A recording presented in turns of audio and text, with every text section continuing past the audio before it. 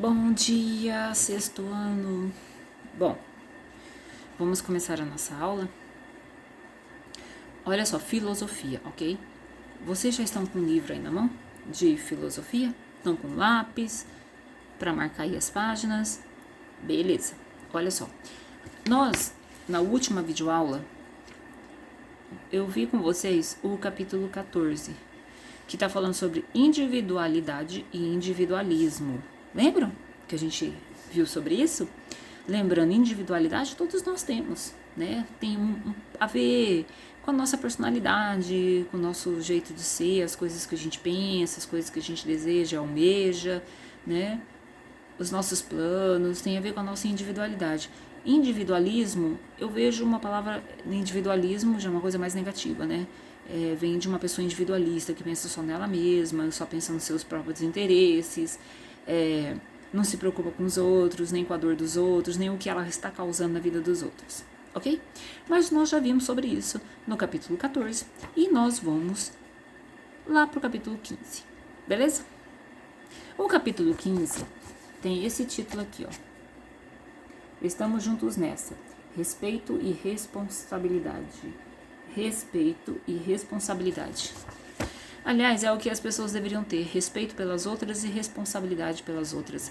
As pessoas deveriam ter muita responsabilidade com tudo que fazem, com tudo que falam, responsabilidade para saber onde deve ir, aonde não deve ir, responsabilidade para saber o que falar, o que não falar, né? Responsabilidade em cuidar das suas coisas, cuidar, né? Ajudar na sua casa, aí com a sua mãe, com seu pai. Entendeu? Então, assim, a gente tem muitas responsabilidades: estudar, fazer tarefa, né? Cuidar do nosso corpo. A gente tem várias responsabilidades, né? Nessa vida. Respeito e responsabilidade. Vamos lá. Vamos começar a ler aqui o capítulo 15, porque eu imagino que vocês já estão com a página aberta aí, tá bom? Tem duas perguntas aqui. Sempre no início, nesses quadrinhos, tem várias perguntas, então são essas perguntas que eu vou estar jogando aqui para vocês. Olha só, você percebe a relação entre tudo que existe no planeta? Você já percebeu a relação em tudo que existe no planeta? Todo mundo tá ligado nas coisas, mas é tipo assim, aquela relação assim: a gente precisa da natureza, as matérias-primas saem da natureza, a natureza faz uma parte muito importante, que é a questão da fotossíntese. Então, sim, tudo. A gente precisa muito dos alimentos para poder sobreviver, né? A gente precisa da água que vem da natureza, a gente precisa do ar limpo para respirar. Então, a gente tem uma relação com as pessoas, tipo assim: você vai no mercado, faz compra, tal. Existe uma relação ali de venda e compra, tá? Beleza. Você acha que os seres vivos podem viver independentes uns dos outros? Por quê? Os seres vivos, eles podem viver independentes uns dos outros? Você pode viver independente da sua mãe e do seu pai? Quando eu ficar adulto. Quando você ficar adulto, você vai ter o seu dinheiro, você pode até conseguir sobreviver sozinho, ter uma nova família. Mas você vai estar dependendo da sua família, você vai estar dependendo da sua mulher para cuidar dos seus filhos, você vai estar dependendo da sua mulher porque ela precisa cuidar da casa, ela vai fazer a comida que você come. Vocês perceberam? Que coisa interessante? A gente sempre vai passar o resto da nossa vida viver sempre precisando dos outros, precisando da companhia dos outros, precisando de uma boa conversa, precisando de um consolo, de uma ajuda. Entenderam como que é? Então, assim, você acha que os seres vivos podem viver independentes um do outro? Não. É lógico que você pode ter a sua independência no sentido: eu vou escolher o meu trabalho, eu vou escolher o meu estudo, eu vou fazer isso, vou escolher... Até na hora de você escolher uma casa, se você estiver escolhendo uma casa lá no futuro para ter alguém para casar, vai junto, porque não vai escolher sozinho. Já percebeu isso? Que coisa interessante. E aí, quando vocês estiverem mais velhos, né, vai começar a namorar, você vai escolher a pessoa que você vai namorar, mas ela também vai ter que querer namorar você. Perceberam como existe uma certa dependência em tudo que acontece na nossa vida? É bem interessante isso, né? Tipo assim, tem pessoas assim: já são adultos, se formaram, estudam, né? São independentes, mas depende da família dentro de casa, depende de quem faz o seu alimento, A pessoa também tem que entender que às vezes ela já é independente, mas ela tem o pai e a mãe para estar olhando, para estar cuidando. Por quê? Porque os pais vão chegar numa época na velhice que vão depender dos filhos. Os filhos passam a vida inteira, praticamente quase toda a vida, dependendo dos pais. E chega um momento em que os pais dependem do carinho dos filhos, do cuidado dos filhos, até da ajuda financeira dos filhos. Viram só? Aí quando a gente pensa nos seres vivos, na natureza, nossa, na natureza existe a cadeia alimentar. Na natureza existe todas as matas, todas as florestas, os animais dependem dos habitats para sobreviverem, né? Os animais dependem do alimento que eles encontram nas matas, nas florestas. Os peixes do rio dependem também do alimento que eles encontram no rio para comer. Se for um rio poluído, os peixes começam a morrer, então depende do homem consciente, são que não vai poluir aquela água, pensando que aquela água tem animais ali dentro daquela água. Os seres vivos dependem uns dos outros, ok? Eu falo uma dependência boa. Isso é uma dependência normal, uma dependência em questão de necessidade. Tá, vamos lá, vamos ler? No capítulo anterior foi visto que viver de forma individualista desagrega, isola os indivíduos uns dos outros, viu? As consequências desse isolamento podem ser vistas e vividas a cada dia sobre várias formas. A desigualdade social é a maior consequência desse individualismo. A desigualdade social é a maior consequência desse individualismo. Porque eu penso assim, que os donos de empresas, os donos de indústrias, os donos de comércio, se eles pensassem assim, né, eu não preciso enriquecer, mas eu quero ter funcionários felizes e ganhando muito bem, né, se tivesse empregos para todo mundo e realmente as pessoas pagassem bem, eu acho que não teria tanta desigualdade social. Quando se pensa que a vida dos outros não tem nenhuma relação com a sua, fica-se insensível à situação do outro, ao que é extremo, à sua existência pessoal. É triste, né? Mas tem gente assim que ela acha assim que a vida é só dela, que ela não tá nem aí para o que os outros pensam e ela não quer fazer as coisas do jeito, então ela fica insensível à situação do outro. Então ela toma decisões pensando só nela, não interessa se a pessoa que está do lado dela está gostando ou não, né? Família, alguma coisa assim. Então ela fica insensível à situação do outro, ao que é externo à sua existência pessoal. Então ela não está ligando para nada que está fora dela, nada externo, as pessoas, ela não está ligando. Se você tem comida todos os dias, por que se preocupar com a fome do morador de rua? Se tem policiamento em sua cidade, para que buscar saída para as causas da violência? Você pode ter tudo isso, né? Segurança, comida, mas e as outras situações das pessoas que não têm isso, né? É lógico que a gente não pode solucionar esse problema, mas a gente pode pelo menos se preocupar, se puder ajudar e ter essa compaixão, né, das pessoas que vivem em situações bem ruins. Olha só, se seus pais têm emprego para manter sua casa, pagar sua escola, comprar suas roupas e seu celular de última geração, por que se solidarizar com a situação do seu colega que precisou sair da escola porque o pai perdeu o emprego? Você já viu uma coisa dessa? Tem tudo, meu pai tá isso, eu tenho aquilo, nada me falta, tenho um celular de última geração, aí você fica sabendo do coleguinha, saiu da escola porque o pai não tinha dinheiro. Tipo assim, gente, precisa se comover com a situação dos outros, né? Aí vem aqui, sabe por que acontece isso? Porque estamos todos juntos nessa, somos partes de um todo, a gente de um todo, né? A gente precisa realmente ter essa preocupação, pelo menos essa compaixão pelos próximos, né? Mais um texto aqui. Eu tô só aqui nessa primeira página, hein?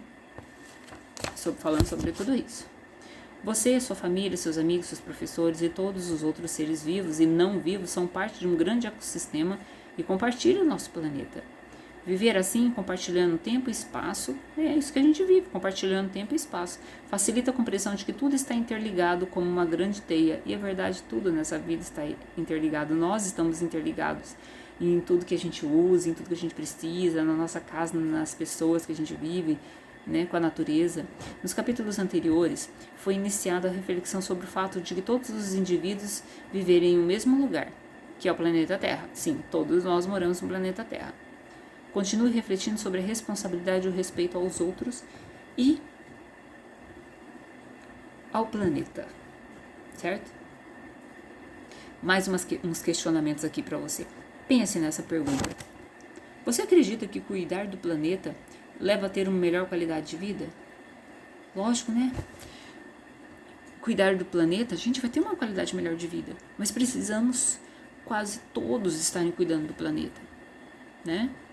Tipo assim, mas se eu tô cuidando, eu posso reciclar o lixo, e não poluir o rio, não jogar lixo no rio, não jogar lixo nas ruas.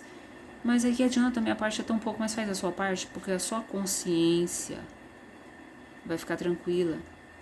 Eu não concordo com tanto desmatamento, queimada, essas queimadas que teve aí no Pantanal, isso foi um absurdo, né?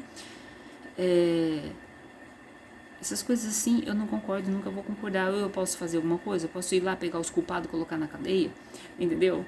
Não tem, eu não posso fazer isso, mas eu posso ter a consciência de que todas essas coisas não devem ser feitas e que são erradas, ok?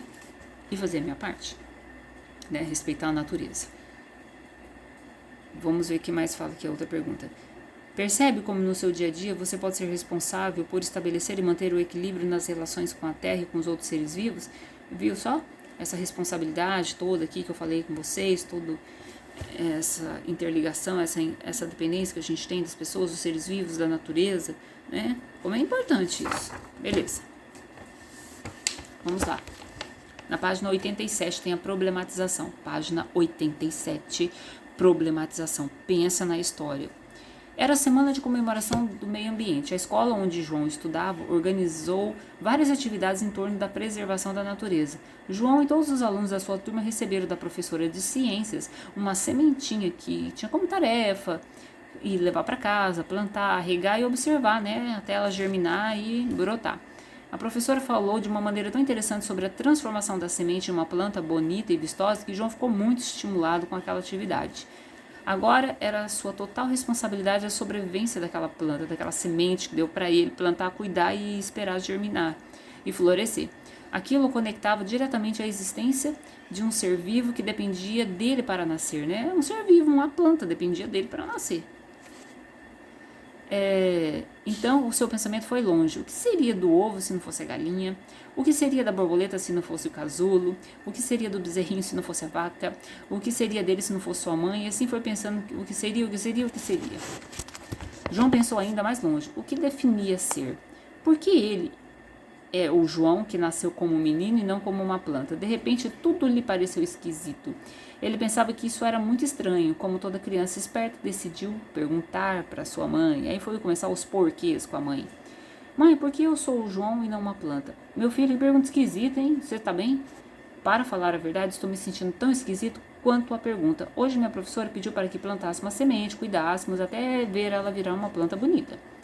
No primeiro momento achei a tarefa interessante, mas depois eu comecei a pensar, por que eu nasci menino e não planta? Eu poderia ser um gato, um cachorro e um bezerrinho. A mãe ficou apavorada com as perguntas do filho e achou muita confusão para um menino só. Mesmo assim, ela tentou responder. Meu filho, você não pode ser um gato, um cachorro, um bezerro, nem uma planta, porque você é um ser humano. Tem sua forma própria de ser, é capaz de pensar, de refletir, de criar novas coisas, transformar a natureza. Mas o ser humano não está sozinho no mundo, faz parte de uma comunidade da qual uma quantidade inimaginável de outros seres também fazem parte. Cada um com a sua forma de ser, mas todos em relação uns com os outros. Nós, os seres humanos, precisamos que os outros seres vivos existam. Nós, as plantas, os animais, coexistimos. Então, nós, com todas as plantas, a gente coexiste, né? A gente precisa, tem essa ligação. Como diz a professora de ciência, que complexidade. Tipo assim, coisa difícil, né? Muito cheio de coisa. Isso mesmo, meu filho, é uma situação bem complexa. Você faz parte de um meio ambiente que inclui você, os seus colegas, os outros seres humanos, as plantas, os bezerrinhos, a vaca, a natureza, como um tudo está interagindo. Então, mãe, por que tem gente que maltrata as plantas, os animais e destrói a natureza? É difícil responder pelos outros, filho, mas eu penso que o egoísmo pode ser um dos motivos para que isso ocorra. Por isso, meu filho, a maior lição que pretendo lhe ensinar é de conviver com os outros seres humanos e a natureza e respeitá-los. Saiba que para estarmos realmente bem, é preciso que os seres também estejam bem. Precisamos tomar consciência de que não podemos viver sozinhos. Não se preocupe, mamãe, eu aprendi bem essa lição. Agora vou ao jardim plantar minha sementinha e cuidar bem dela, para que ela possa virar uma linda árvore e dar mais vida ao nosso planeta. Chegou o fim de semana e João foi ao parque com sua família. Enquanto as outras crianças iam ao parquinho para brincar, João observava tudo ao seu redor, como se estivesse vendo o parque pela primeira vez. Olhava as plantas, as formigas, as borboletas, as pessoas interagindo com a natureza. Tudo era motivo para ele se estabelecer nas conexões deste conjunto que é o meio ambiente. De repente, algo chamou sua atenção. À medida que as pessoas brincavam no parque, iam deixando um rastro de lixo por onde passavam. Além disso, davam doces e outras comidas inapropriadas para os animais silvestres.